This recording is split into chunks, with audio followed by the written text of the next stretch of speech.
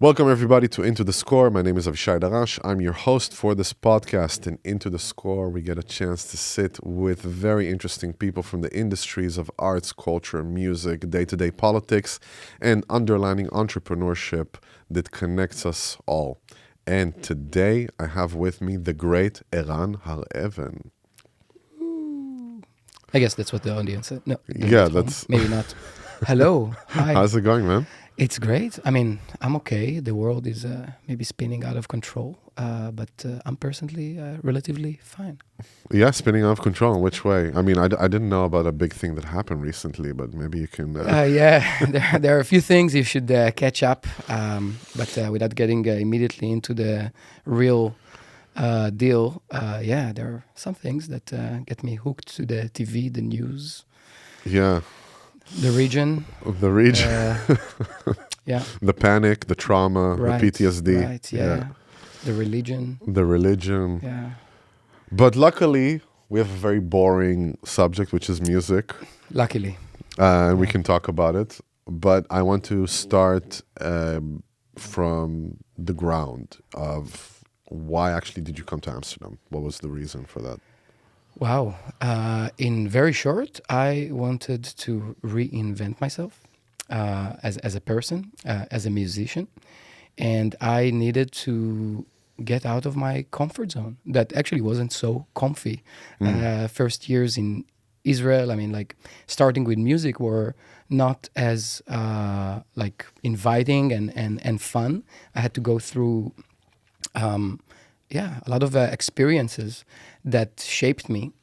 And the best step for me was to try and go away from what was in a way comfortable, and to get here. And actually I didn't know much about Amsterdam, much about the school. Like many of us, my face were kind of towards United States and New York in particular, and could be also Boston. But eventually I ended up here, and I'm very happy with this subconscious decision. Yeah. Was it a subconscious or a conscious decision? I mean, because you say you want to reinvent yourself. And actually, I do want to, because, it's a podcast. It's not a soundbite interview. It's not, we're going to get a lot of content from it, of course. But you said that you wanted to reinvent yourself, and you had some tough experiences, or like it was tough to do that in Israel. Can you tell about that? Yeah. So I started with music when I was about 9 years old, and I guess the whole relationship with music, if I start there, is actually quite special, at least to me, because music is not something that runs in my family. Actually, nobody is into music. I mean, into music performance or any of the arts, you may say. And as a young teenager, I mean, just before teens, I looked for kind of a role model, and I looked around, and we have quite of a big family. We're like a big tribe, and all with really great, beautiful people. Right. But I didn't see anything that really attracted me. I didn't want to become a lawyer or a doctor or a soldier or anything of that. And in those days, MTV was quite the thing to watch on TV. And I watched all these great bands from the US and the UK. And something with music really started to resonate with me. And I decided to start pursuing playing guitar. And of course, it was just a hobby, but it became quite of an sort of a natural thing that came out of me. Like the first steps on, playing guitar came quite natural and sort of easy. And I really liked it, and it was something different. So I'm a rebel. I'm still a rebel very much. And now I'm making peace with this. But back in the day, that was my way to go against what I saw as a landscape. And what you saw in your environment, you exactly. mean? Yeah, I wanted something else. I wanted something exciting. And I opened MTV and I saw something, okay, this is not what I'm seeing when I'm going to just walking in the street or going to a family meeting or anything That's funny. related with the life back then in the 90s in Yeah. Israel. So music became really important. I started like completely with I wouldn't say unqualified teachers, but just my first teacher was a cool guy with an earring from the Boy Scouts who just showed me a few chords, and we hanged for a few months, and then I studied with another person, and also it was very not like okay, serious, like classical piano, violin, or even any horn instrument. Maybe be more like, okay, let's read notes, let's know something about music, a bit more classical maybe. Right. And it continued, and my love to music grew and grew. And eventually, when I was just before 14, I really wanted to develop that. And then studying it seriously was, an option, or at least I wanted it to happen. And I applied to a very good high school called Tal Mayalin. And don't ask me how, they accepted me. I didn't know anything about Cool. music and especially jazz. I was completely sort of I didn't autodidact. know you were in Telma. That's Yeah. funny. Wow. I didn't know that. Yeah. Okay, cool.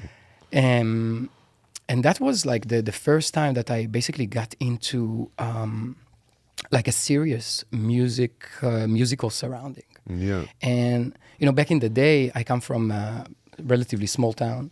I was Where? like the guitar player What of is the town, what is Rosh Hain. Rosh Hain. Exactly. Oh, that's I played in every ceremony, and and yeah, I just felt, wow, yeah, music is for me, and everyone felt the same. At least it felt like it. And then when I got into Tal Mayalin, suddenly I went from the like city-like, let's say, gathering into the national gathering. So like Tal Mayalin is a high school that basically combines, let's say, normal high school studies with music or with dance. It's basically like high school of the arts. And there was great no... talents are coming out of And there. great talents are Yeah. coming from there. Yeah. And I didn't really have anything to do with jazz. I was actually really into, let's say, metal, rock, heavy metal, progressive rock. But nevertheless, it felt like a good thing to do. And I just, all right, jazz. And that's how it started. And the first years with jazz were actually quite difficult because I'm coming to this high school. I'm completely into heavy metal. And first lesson, Amit Golan, the pianists of the Harlem Renaissance. And we were listening to a lot of, what today I consider to be, great, amazing recordings. But back in the day, being 14 years old, I was like, wait a second, hear what I have in my headphones. That sounds a little better, So actually the whole starting up with jazz wasn't like an immediate match with me. And it led to sort of like being there, but being like, am I fitting in these surroundings? Like, is this for me? Like 251, you said. Like I just didn't really grasp the whole thing, and also wasn't very excited about the music. But relatively fast, it took 2.5 years. It changed. I think one of the one of the important educators in my life was and is actually a great friend of mine, and his name is Jonathan Volchuk. Oh, Jonathan Volchuk. Yeah, Okay. and he's a trombone player. We studied at the same class. And Jonathan, we actually lived together as well. We were roommates between from 16 till 18. And I remember how we spent the afternoon. We had a game.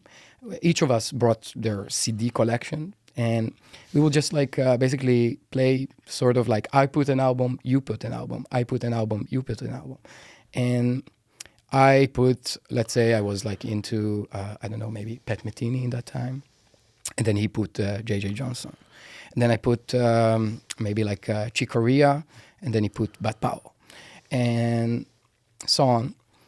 And then I remember after like a month or two, when he wasn't home, I would go to his side of the collection and be like, okay, let's listen to Blue Train or, Wynton Kelly and slowly but surely I got the bug big time. And yes, sort of like by the end of school, I kind of started to really get fully into jazz. But still the first years, like Towards the end of high school, towards like yeah, Kita Yudbet. exactly, Yeah. yeah. But the high school years were a little difficult because I felt that I'm so motivated to do music and to learn, but I didn't know how to learn. And also I felt like that maybe the educators back then, the faculty, didn't know so much how to deal with a person like me. Okay, you have a lot of willpower, but you're not getting it yet. What to do with you? You're not yet there. So, So I felt all the time sort of in the shadows of that, like fighting this. Wow. Wow, man, you're like blowing me away now. I had no idea, man. I had no idea. I'm sorry that I'm cutting. That's just a very compelling story about like almost like the hero archetype journey. That you felt misplaced, and you had to fight for your place, and it's like you discovered a part of yourself that without that struggle you wouldn't come in contact with. Absolutely, absolutely. And I think that's what makes music very, like, not only interesting, but like a vivid part of who am I, and that journey, it's just keep on going. I think. Sorry, I was cutting you, but you were saying like you were finishing 12th grade. The teacher Right. didn't know what to do with you, and yeah. Exactly. So I had this passion to music, but I didn't know how to make progress with music. And later on, let's say we finished the school, and again somehow I got myself into the like it's called like Musikai Mitztayen. So you'll translate it as to excellent musician. Outstanding musician Yeah. of the IDF. So I didn't want to go to the army, but my father went to the army. Everyone that I know of The pressure, yeah. go to the army, and I remember I told my father I don't want to go. I want to go to New York. And he was, no, if you're not going to the army, we have a big problem. And I was like, okay, I'll go to the army only if I'll get accepted to the... Musikai Mitztayen. Yeah, exactly, the excellent musician. And don't ask me how, and I got in that program. And it wasn't easy. I didn't really enjoy so much the army lifestyle. And also playing, it wasn't, it was a lot of like ceremonies and events and play this and, and you're still in the army. I mean, you're there every day. I had an M16 the whole time. Yeah. I remember like driving buses taking buses with my guitar and an M16 and the uniform and, 3 years like that. But the week, I finished my army service, I was on the plane to New York. So that was, still very much burning inside of me. Yeah. Spent some time in New York. I have a lot of good friends that actually, some of them didn't go to the army, some of them did, but the direction was to go to New York. So that's where... How long were you there? I was there 9 months in that visit. And I was actually 3 months in New York getting completely blown away. Like suddenly jazz made sense. Like it didn't really make sense back at home. But then there in New York, suddenly I was like, wow, I was completely flabbergasted, And I have very good friends that are like very much into the scene. So I was like, a guest in Smalls and Fat Cat back in the day. Now it's closed. So I would go every night. Like my routine in New York would be waking up at about 1 o'clock in the afternoon, practicing, listening to a lot of Duke Ellington, cooking, and then going by myself to watch a movie in the cinema. Every day, a different one, different cinema, just walking in town, seeing a cinema, getting in, spending 2 hours, going. eating dinner, and then hitting the clubs. Yeah. And basically from around 10 till 4, 5, and that's where I'll come back home and try to go to sleep. Yeah. So that was 3 months like this. And then I was like, okay, I got accepted to a few schools. I got a few scholarships. And I was like, okay, I need to get some money. How do I make money in the United States? And I found a job as in the Dead Sea Cosmetics. Oh, yeah. Yeah. I got lots. Exactly. That was just after Christmas. So it was very low period to do it. But nevertheless, I'm finding myself like working at this horrible, horrible, horrible job. And one of the things that I really don't like is to hustle people. And that's exactly what you're supposed to do when Yeah. you're working there. You're basically try to get people into your stand and you brainwash them with whatever. And then you try to price, the product you're selling like as high Yeah, you're as you haggling. can. You're like, Exactly. There is a minimum, but there is no maximum to those. Yeah. Anyway, I did it for a few weeks and I was like, I cannot do it. Like, this is not working out. But I met someone and she said, let's go to Miami. I know someone that can hook us up with henna tattoos. So we're going to do henna tattoos. And I was like, I never did. I don't know how to draw henna tattoos. Don't worry, we'll teach you. A week later, I find myself with in a flight to Miami, where I learned how to do the henna tattoos. Actually, really liked it. I worked in a huge, like a beachwear store, franchised. And I had my booth, with designs. And I'll sit there actually with the guitar the whole day playing. And people that are, just checking the store, they'll come and they'll see the booth and they'll come in and, get a henna tattoo. And at night I would like play with an amplifier with a chargeable amplifier in the street where all the restaurants, just like solo, and meet some musicians, get some gigs around. So it was a really beautiful time actually. But then I came back home and home. home back to Israel after like 6 months of doing this. 3 months in Miami and 3 months in North Carolina. Came back home. And, with all the money I saved, and I was like, this is not enough for the States. And I didn't want to put my parents in like, okay, you now need to, So then I heard about Amsterdam.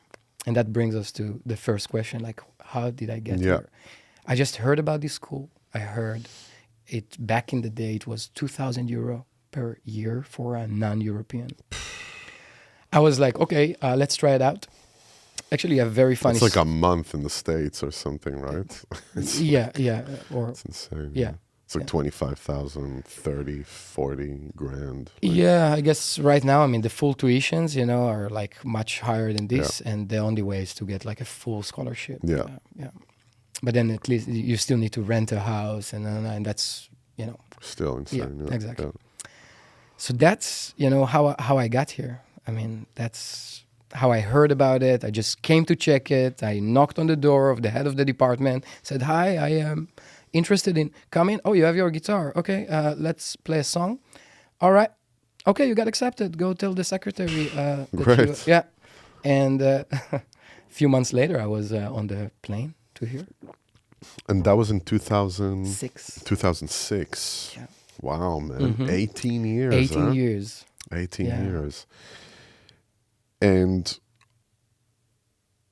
how are you managing now? Because this is something that I want them to know about, that having kids and having a career and having this busy thing. The reason I'm asking it is there's like this conviction with musicians, once you get a family, your life is over or something like this. Or,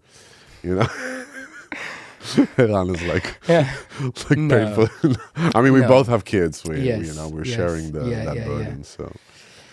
Yeah, so indeed, I'm a father. I'm a partner. I'm a musician. I'm a guitarist. I'm a composer. I'm an educator, and I guess more things. Yeah, and if I start with kids, kids I have two really awesome daughters.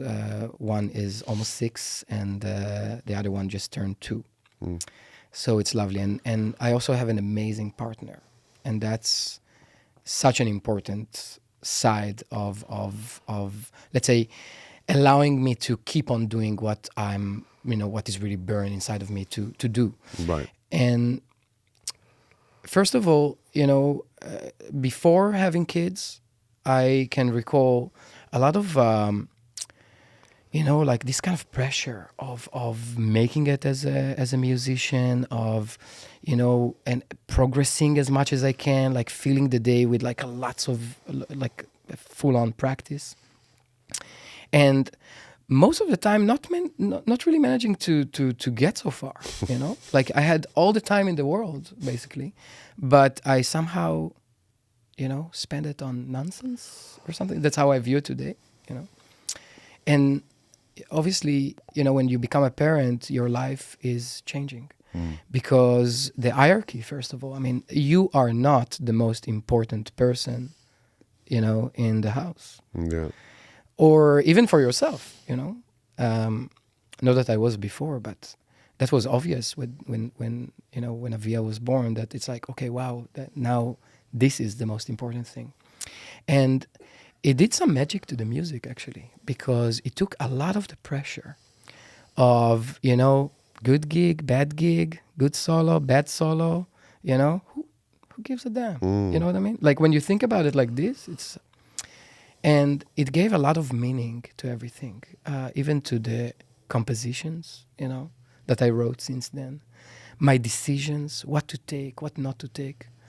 If I have 2 hours to do, some work, man, these 2 hours are like, they feel like, wow, I was there for 8 hours. And I did work of 10 hours, you know what I mean? Like everything becomes so compressed to the point. I enjoy, like, if I have 5 minutes to play now, just like I need to run my fingers. Oh yeah, that feels like, yeah, I'm making that peace with myself. Yeah. So yeah, shift of importance, I say. Priorities basically are shifting. Exactly. To me, it made good. It's good. Now, being a musician, especially if you want to tour, that's where your partner is like, who is your partner? That's very, very important, because I Absolutely. can only imagine that not every partner will allow you to go pursue that dream, And as you know, we sometimes do crazy, crazy things with the touring, like you travel, endlessly. You go to one, you travel again. You maybe for a week more. You're not home and so forth. And there is a rehearsal the day before, and so I'm so blessed to have a partner that understands that this is first of all something that is important for my mental stability. Like I need to be out there. I need to keep on pursuing the dream and keep on developing the dream. So, yeah, big hug to my lovely wife. To Sitka. Yeah. You've been together for like 13 years now, right? 14, yeah. 14, yeah. It was just when I got to Amsterdam that you started dating each other. Exactly. I remember that you told me that, and you were very excited about the first date. And now look at us, 14 years later, 2 kids, family, everything. Now, I want to go back to Amsterdam, back to your first months here, How was that feeling, Europe, you're arriving here. Yeah. You can't understand shit, I guess, right? In terms of like the language. Yeah, everything sounded like Hebrew a little bit. It's like, oh, someone is speaking Hebrew. Yeah. To me, it all sounds like they're in the beginning, like they're like Sims, the language of Sims. Yeah, I remember a few things. I remember.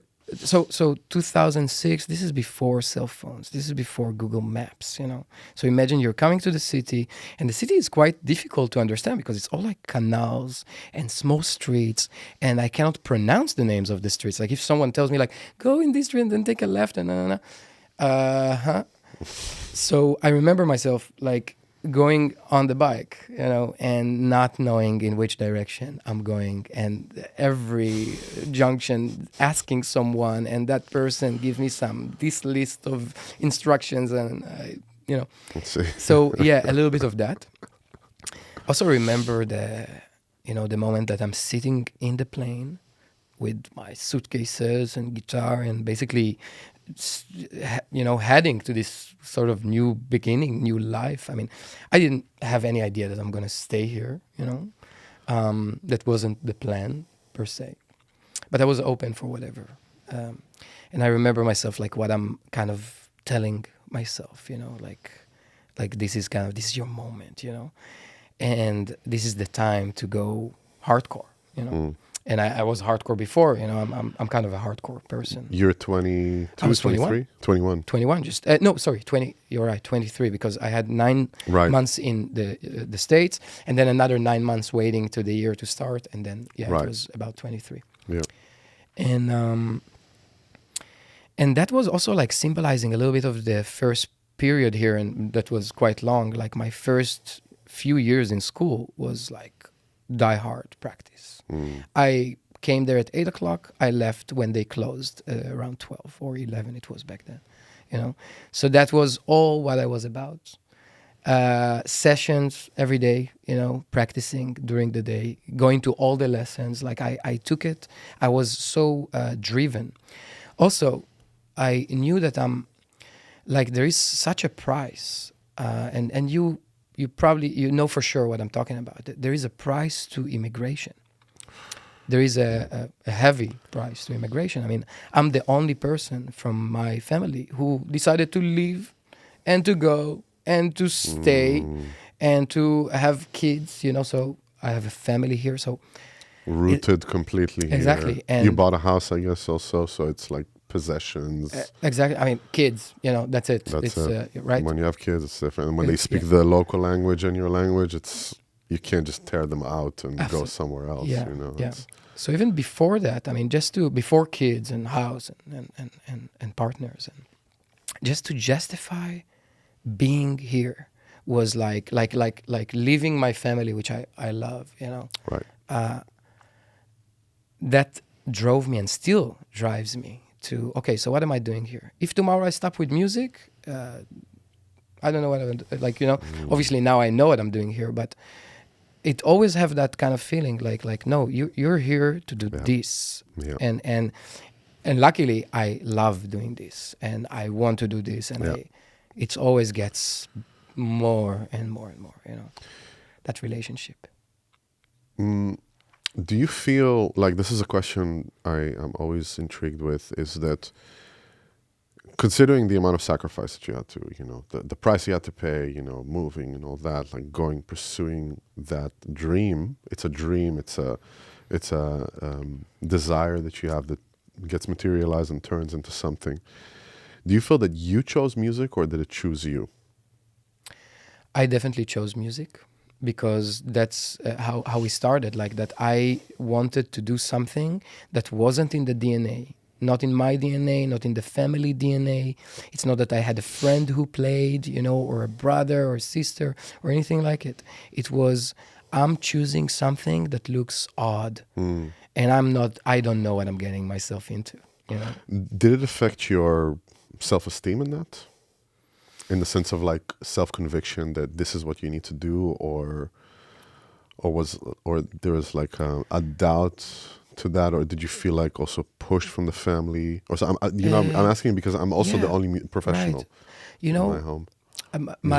My family was always supportive in me doing it, and also pursuing like the next step, like going to another high school in another city, lots of traveling every day, But what was hard was I needed like empathy, because the journey of a musician, my journey was, I had to confront, I was suddenly placed in a place where the best minds in the world today, I can say that for sure, were studying at the same time. So I was influenced directly from some of the, today, the leading, the front of jazz and improvised music, and I mentioned Jonathan Volchuk, but Gilad Hexelman was my, the other guitarist in my class. So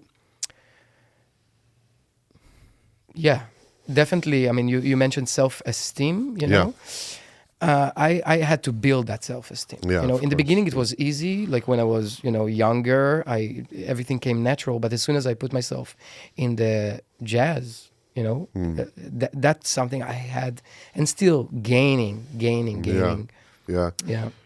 yeah. Do you find yourself also struggling, or not struggling, or let's say being confronted with imposter syndrome also?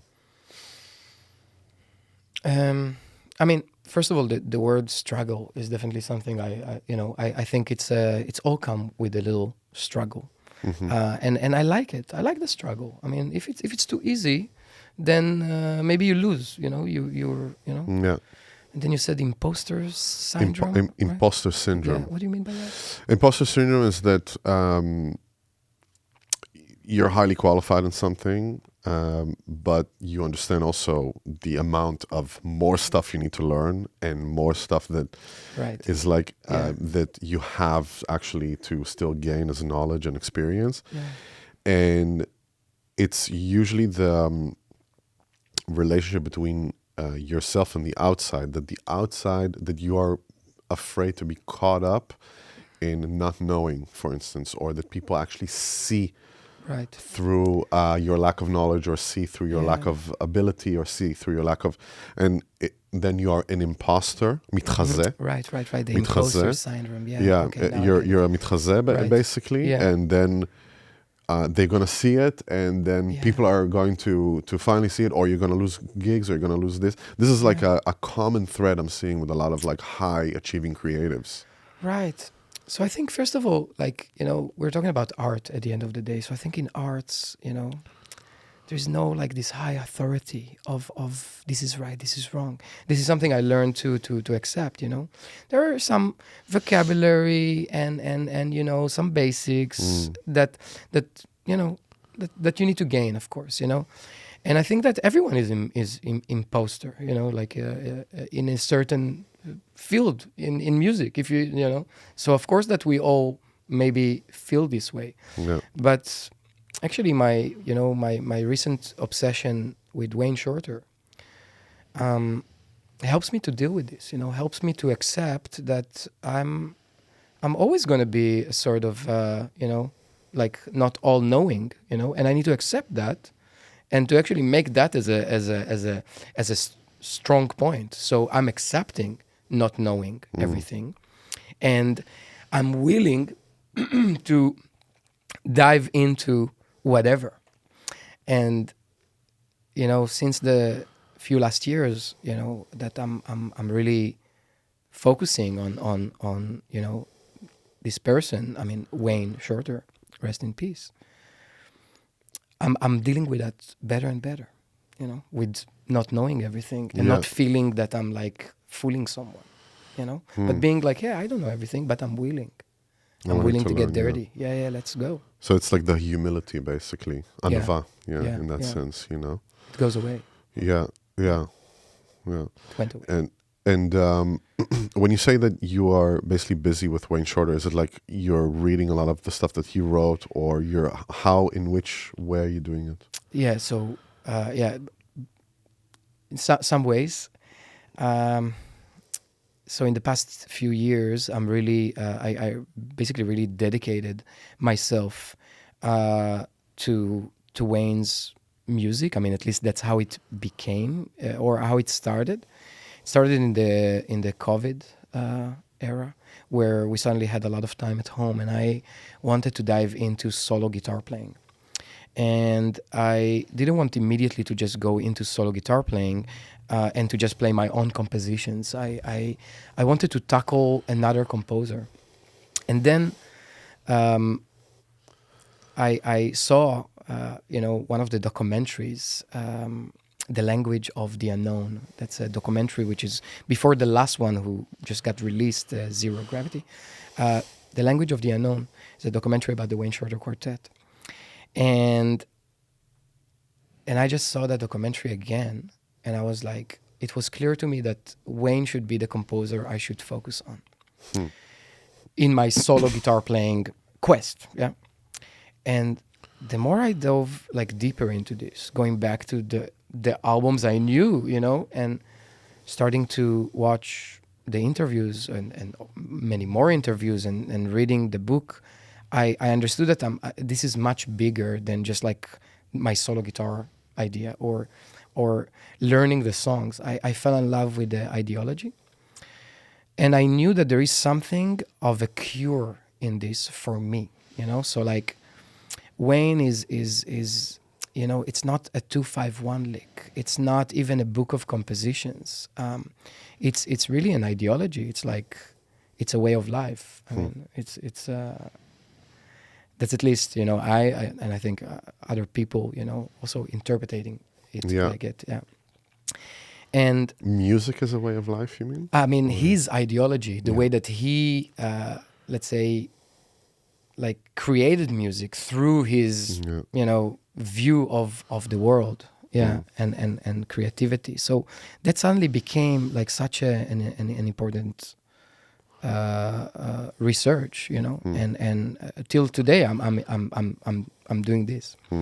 So what happened in the past years is that first of all I started producing like a solo guitar videos, basically trying to tackle his music, but more than that, just like release from a sort of a fear, of playing alone or not knowing what I'm going to play. So the idea was like, don't arrange everything that's going to happen. That's not Wayne. I mean, that's not the idea behind it, but actually learn the music so good, like so well, according to yourself, and learn about yourself more, that at the moment, whatever you play, it's going to be music. And I produced a series of videos, which later on got shared by Wayne on his socials. And I was like, okay, wow, this was, nice reciprocation, yeah. A big one, yeah. And then I went into producing a festival. I produced a 2 days festival with Wayne as a theme, booked the bands, a lecture, analyzing the music of Wayne Shorter. Called someone that brought an exhibition, Arkady Metting. Beautiful pictures. And we went at the Rode Bioscoop here in Amsterdam. And we went for a 2-day, Was it shorter days? Short, yeah, exactly. Yeah, that was, I saw that, yeah. And awesome. I started to collaborate also with artists. For example, I did like a track. I arranged one of Wayne's songs, like The Big Push, and I called John Swana, the trumpetist from Philadelphia, the amazing EV player, and together with the trio I had back then, with Itai Weissman and Jeroen Batterink, we produced a little kind of actually a remote collaboration with John, and then it all led into like having my own trio, and later led into making an album, and that's my recent album, Shorter Days, I named it. With Wouter Koen and Omar Govrin, right? Yeah. I do my research on my guests. Yeah. it's important. And it's still going on. I think I'm planning a Shorter Days Volume 2. Great. There's a lot. There's a lot of compositions, new compositions that come because of that, like dealing with this, like living it. There was a story like that I would like to tell in connection to Wayne Shorter. In 2012 I went to Begas in Spain. I don't know if it's still running, but back then it was like a jazz camp by Jorge Rossi. He's like running it, and I just met him a few days ago, by the way. When he was playing with Brad. Yeah. So it gets to Jorge is that it's an amazing camp that they make. It's like hardcore. I know that story. Like hardcore in the sense of, maybe I told it already in the podcast. I apologize. It's like 7 days non-stop playing. Everybody's like chick it in, everybody. And they do like a small presentation in the beginning, and like they play a little bit with the teachers, Peter Bernstein, Joe, Bruce Barth, the bass player Joe. Joe Sanders. No. Martin. Joe Martin, yeah, exactly. And Bill McHenry, great teachers, really working, being in the scene, all that. And Jorge he just came back from a 12 gig stretch. Where he subbed for Brian Blade. Exactly, except for Brian Blade. And he was talking about this experience that changed his life. And he was talking about how much, like, first he was like insecure about it, didn't know. And slowly, like, Wayne just brought him into the group. And the way also that he was leading the, let's say, the concept behind the compositions was like, because Jorge was like studying all of his compositions, and then he came up to him and he said, "We're gonna do maybe a bit of this and maybe a bit of that, but I don't know." Yeah. So it's like you have to stay like Sweat. Yeah. sweat, but also like be open like an antenna. It's And funny that you're mentioning it. Just 1 second. So the thing is, it's not just about the story. His playing was completely different. When he was playing with the teachers, or when it was like, Jorge has this, like, he goes like a train, like straight. I mean, his swinging, it's like, it's a force of nature. He was playing different. He was playing open and making more textures and more, like, getting out of his comfort zone of what he knows, which was like pretty amazing to see someone at that level, in that place of his career, still like being completely flabbergasted by experiences, which keeps it like really, really fresh. Yeah, absolutely. It's so great that you're mentioning it, because I know this story from Jorge itself. Some years ago, I saw him here. He came to a gig of Omar Klein Trio, and I was there hanging with them. They're good friends, and he was there because he played a solo concert just a few days before in a drum festival organized by Jos Patoka. And he came to the gig, and then we hang. And then he told about this exactly, like, everything you said, the fear he had, how much he prepared and everything. And, and how from gig to gig he got more accepted and basically learned how to find himself in this situation, which is, it's a working band for 25, 30 years. They have no charts, it's like you cannot sub there. But funny, I remember that story, and years later, this is like 6, 7, 8 years ago. Yeah, when I hear about this from Jorge, in the room, and and when my album came out, I remembered this story, and I remembered how I'm like, I actually thinking about Jorge. I mean, and also Jorge is a big part of my musical education, because I was listening and still listen to Brad's work for years, so the whole trio. I mean, actually, even before Brad, I mean, my first album that I hear Jorge Rossi is East Coast Love Affair, Kurt Rosenwinkel, 96, Avishai Cohen, by the way. So actually, I'm in love with Jorge already for a long time. When this album came out, I remember that story, and I really connected it with what I'm going through. And I sent Jorge just a message: "Hey man, you don't know me. I made this album. I remember this story you told, and I just want to share it with you. Here it is. Here it is. And he came back to me. He wrote me back. He was like, "Hi, Very nice guy, man. Hey, I checked the music. I like it." And then he was like, "What do you guys do here? Whoa, here was it like kind of a 5 against it?" Like, he was really paying attention to it. Yeah. And I was so happy. I actually, there was even, it's, I invited him to some playing, which unfortunately didn't work, date wise. But I really hope to play one note with this guy together, even just like one. Thank you. All right, bye.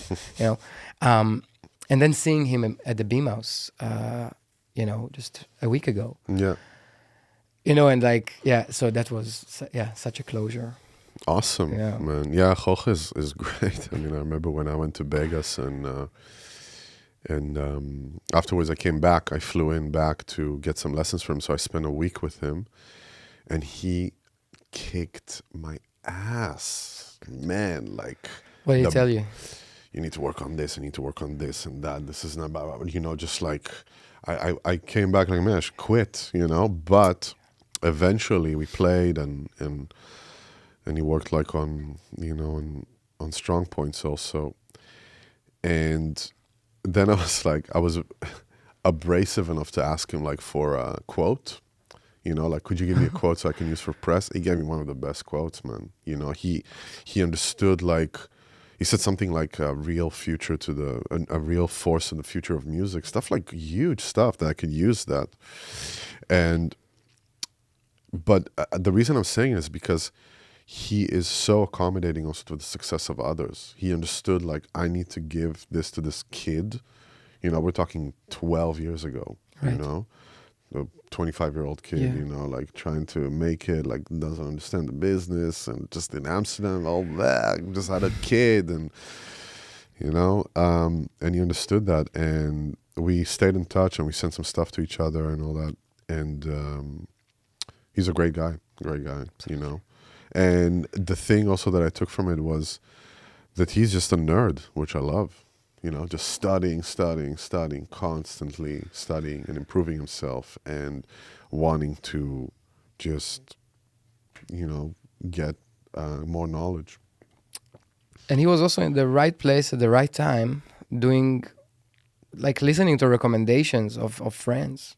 Yeah. I mean, if you know a little bit of the story, I mean, him starting playing drums, that wasn't. He was a trumpet player. Yeah. Yeah, in Exactly. Berkeley. Yeah. Exactly. And Joshua Redman hears him playing in sessions, drums, and he says, "Dude, you're a drummer," And then him working with Brad, and I mean that the way that this trio sounds, and also I mean that recording with Kurt, if you listen to that recording with Kurt, he doesn't play anything.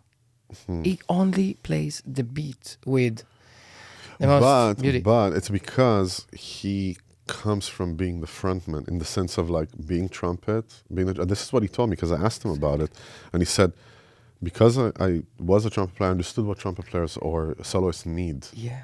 Exactly. Instead of like what a drummer needs, so other drummers will think he's killing. Exactly.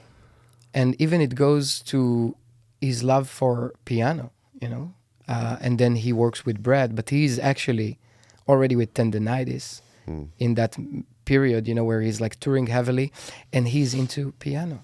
So he loves the sound of piano. And he cannot play all these flashy things. So he listens, like he doesn't want to cover the piano, and he listens so well. And he lets everything happen, and everything is happening big time, and there is a whole conversation. Yeah. And so It's interesting. You also, such a dude. He also told me something really interesting, that they would play for 10 hours sometimes as a trio with Larry Grenadier and with Brad, and what was really important in that process is to get all the bullshit out. You played everything everything, that's all the phrases, all the ideas, all the flashy, all the stuff. Now you're naked for real. And then what really do you have to say? Instead of all the stuff that you know already, that you, like I would say, like flashy words to you, flashy sentence, flashy concepts. Oh, Avishai is so smart. Oh, Avishai says this. After a while, it's like, wait a second, who are you for real under all this Exactly. persona that you built? So it's the same very much with the music. Yeah. So we got to this point in the podcast where I want to ask you about the worst gig you can remember, meaning gig that you are like, oh my God, that really, maybe it sounds too big, but like actually shaped your perception also of, wow, this could also be like this, and that you got up and you were on the horse again, regardless. Yeah. So I guess the story maybe I'd like to share is a story which is off stage, It's a story which is on stage. I mean, I can recall many times of, I don't know, being on stage and having a sort of a confusion, or someone have a confusion or whatever, and maybe music goes like different than you expected. Or, traveling stories, getting to a gig, the whole pressure, taking a flight, not making it, coming late and whatever, But actually, being associated with jazz music, we are kind of freelance musicians. Like there are a lot of gigs that you might do with people you don't know very well. Got a recommendation or someone called you and you were like, yeah, okay, I'm free. I'll do it. And my story happens in India. I was there a faculty for a short while, a trimester at The True School of the True Music. School of Music. Yeah, and by the way, I loved it. I loved it. Every moment of it. And I was also a yes man, yes person. And I like to play with to really just meet the people, and that's what I did. And one time I said yes to a gig with someone, I will not mention his name. And okay, let's go. We were playing 4 hours away from there with a car, yeah. And he calls a cab, so we were taking a cab from Mumbai to Pune, and the cab driver doesn't come. And we're we're not late to the gig, but okay, we're gonna come there exactly when we need to start. And the idea was and because the cab driver was sent from Pune to Mumbai to go back to Pune, and the cab driver didn't know Mumbai, so how to get inside Mumbai to Lower Parel? Leave it. Okay, the cab driver was so late, but this dude I was playing with, man, he, as soon as we got into the taxi, even before, he started shouting at this motherfucker. Poor taxi driver, right? He was shouting and 4 hours shouting on this guy, and I was like, man, I was like, he got the point. Yeah. I got the point, He was late. He's gonna get fired. You're gonna make sure he's gonna say, okay, all right, okay, relax. That was all in a language that you can understand, like in English. English, yeah. He was like, Wow. Yeah. Jesus Christ. Okay, 4 hours. 4 hours of this, yeah. And I was like, okay, that's my partner today. All right. We're doing the gig, whatever the gig was. All right, whatever the gig was, doesn't really matter. We finished the gig. It's finished late, yeah. We're at the hotel after the hang. Okay, last hang, in the hotel room, and he brought a few of his friends, and it's 3:00 at night, and it's like, who is hungry? I was like, no, I'm fine, I'm good, I don't want to eat now. All right, calling room service, picking up the menu, and say, hello, I want to ordering the whole menu. And I was like, okay, where is this going? There are like 3 people in the room. The whole menu? I said I don't want to eat. Okay, the receptionist says, okay, sorry, I'm waking up the chef. Okay, 5 minutes, call the reception. Where's the food? And I was like, okay, wow. What is this hostility?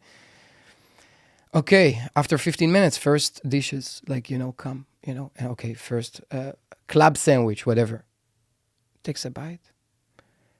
This is not club sandwich, this is shit, throwing it, And the receptionist, in this moment, I was like, dude, I don't want to be any close to this type of behavior.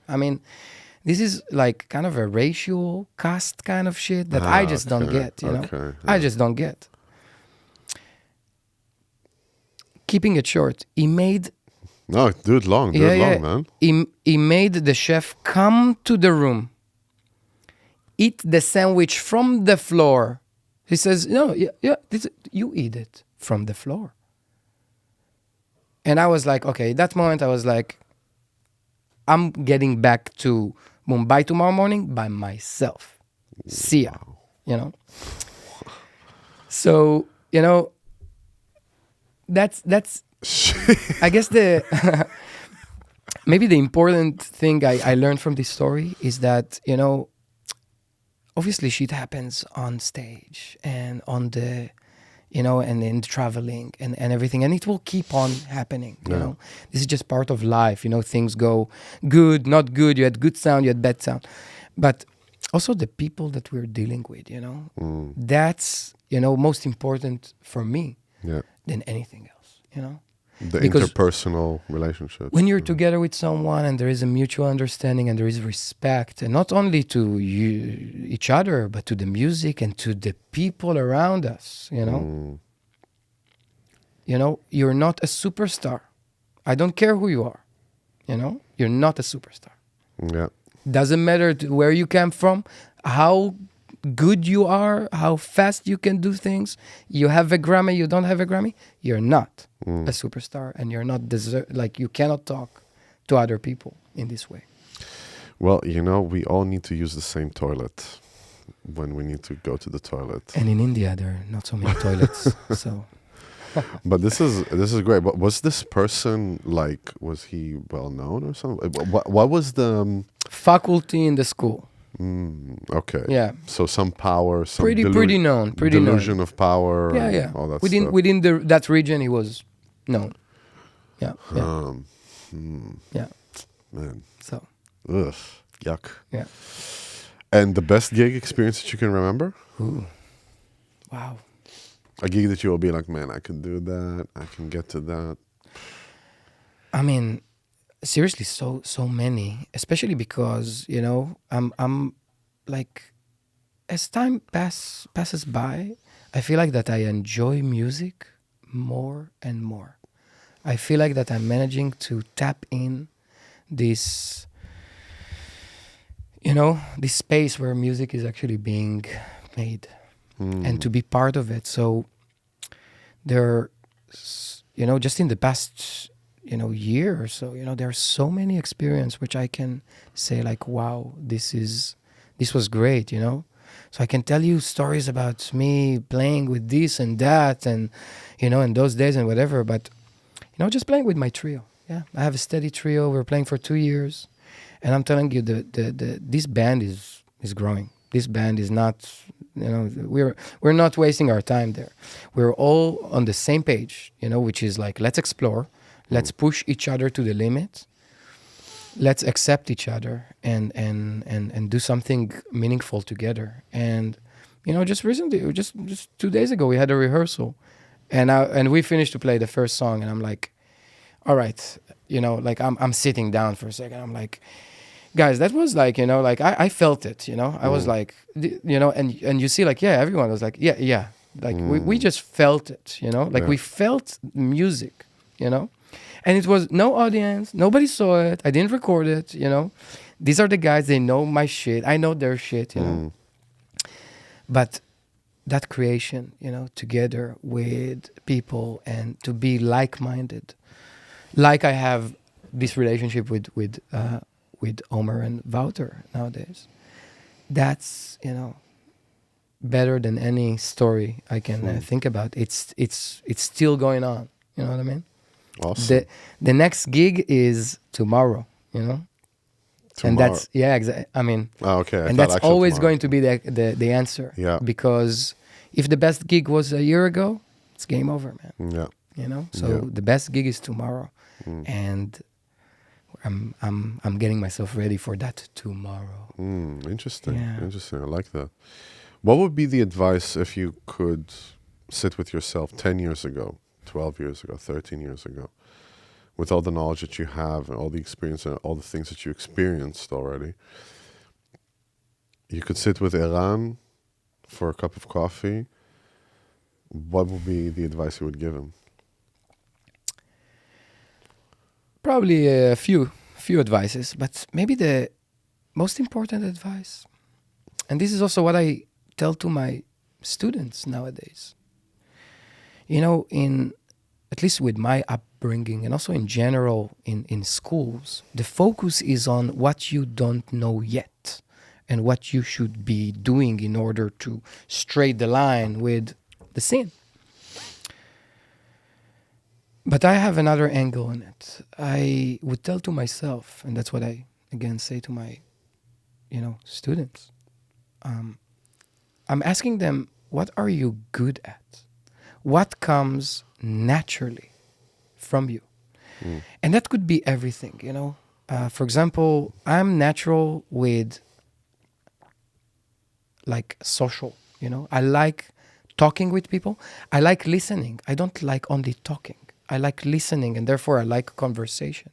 In music, that translates, That's what I like. And when you take something that you have sort of like you're natural in, and you make that something that you're good at, you make it great. That's where the phone starts ringing, Because when you're great in something, people want to hire you. People want to work with you. They want to be next to you. They want to be near you. You have something great in you. So actually recognizing not your flaws, what you need to practice. Okay, here's a list, sure, this list will never end. But working and embracing what comes naturally to you and building on top of that. Not saying don't pay your dues. You pay your dues. You're paying, we all pay them all the time. The metronome is still on in my room. You know what I mean? But if I don't learn to know myself, what comes from within me, what is already in me, and what my whole personality is based on, I think we miss something. So I will say that to myself. I'll ask myself, what comes naturally for you? And answer that. And then say, okay, let's invest in that for a second. Don't put it, okay, you good at that? Put it aside. No, wait a second. Yeah. Wait a second. Let's get excellent in it, So it's basically honing a craft or honing like a positive aspect of yourself to a point of mastery. Instead of thinking, coming from a place of, correct me if I'm wrong, of like, I have to work on this and this and this and this and this. So let me just focus on all these things instead of actually seeing, okay, what do I already have in my arsenal and how can I amplify it and make it stronger? Exactly. Yeah. And the idea behind it is that when you have something strong, then you have something to offer. And when you just straight a line, or you get progress with different, let's say, aspects of music, okay, so you're getting, okay, you're nice with this, you're nice with this, you're nice with this, but what do you have, where are you, right? Yeah. Awesome. And what would be, we're talking just business more, because now you're talking more like, let's say, improvement either on your instrument or a personal level, but not necessarily. You can take it also to the business side. You could say, I'm good with selling my product. I'm good with talking with people, so if you can develop this, and be, you'll be like a person with many gigs, Could be that, again, you will not be the most in-demand composer or in-demand sideman or in-demand, but you'll have your own band and you will know how to get the gig to you. Let's say if you're like, you're a talker, you can sell your stuff. Yeah, absolutely. If you're writing the music, you could maybe, and you cannot sell your stuff, but you're writing the music, maybe you need a partner. So you say, okay, I'm good with this. This is my forte. I cannot be good with everything, but you develop that thing. And yeah, it's similar to what you said with partnering. It's similar to what we just spoke about in the other podcast. Like if you want to go fast, go alone. If you want to go far, go together. In that sense, so you collaborate with people. And what would be the advice that you would give, a student that's just like finishing conservatory now? They're out in the jungle. They're out in the jungle. What would be the advice you would give them? I mean, it's very similar. I think that, after studying, let's say you studied all these years and let's say what you really want to do didn't come yet, because it might happen that even before you started studying, already what you would like to sort of aim for, as a musician, So it's exactly that, Okay, you studied now, and then, okay, what did you gain? What comes, what is inside, If you work on that, you will have a big chance to succeed, So that's it's the same thing. That's I think is again something that is not being talked about so much. Yeah, and I benefit a lot from it, and I share it with with my students, and I see that it's also it's a good thought for them as well. Yeah. Awesome, man. Thank you so much for doing this. This is it's been a great conversation. It's a pleasure. Really. How long have you been? 1 hour and 6 minutes. 1 hour and 6 minutes went by like nothing, man. Okay. Is there something you would like to plug? Something like this is going to come out in 8 weeks, so 2 months. It's going to come out. Right. What's yeah. I'm at the moment just in the making of a tour in February. for my trio. We're gonna also announce a new album, new music coming from this group. Yeah. Very excited about All the links will be in the description. yeah, of about course. that. So we're gonna tour quite some places. You could check my socials and the links. Hope to see you there. Guys, thank you so much, guys and girls and non-binary listeners. Thank you so much for joining us on this podcast. Please follow Eran Har-Even. Follow his socials. All the links are placed in the bottom. So thank you so much for joining us. And of course, thank you to Joao for he's behind the cameras, our producer. And thank you for hydrating us also. So, or with the tea. Look. Gwen made the tea. Okay, so Gwen, thank you for the tea. And maybe Thanks she'll to see it. Planet Earth for the weather. Yes, exactly. Thanks to Nestle that are not taking all the water reserves from everybody. And and we will see you at the gig. Thank you so much.